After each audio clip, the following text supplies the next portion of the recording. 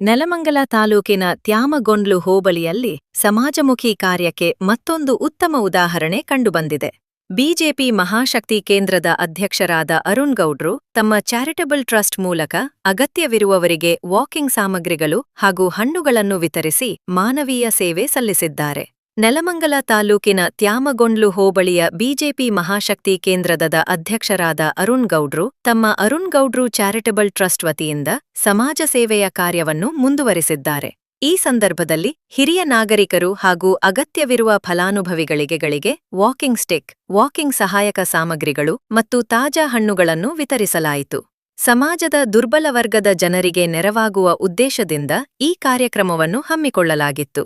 ಕಾರ್ಯಕ್ರಮದಲ್ಲಿ ಮಾತನಾಡಿದ ಅರುಣ್ ಗೌಡ್ರು, ಸಮಾಜ ಸೇವೆಯೇ ತಮ್ಮ ಪ್ರಮುಖ ಗುರಿಯಾಗಿದ್ದು, ಮುಂದಿನ ದಿನಗಳಲ್ಲಿಯೂ ಇಂತಹ ಸೇವಾ ಕಾರ್ಯಗಳನ್ನು ನಿರಂತರವಾಗಿ ನಡೆಸುವುದಾಗಿ ತಿಳಿಸಿದರು.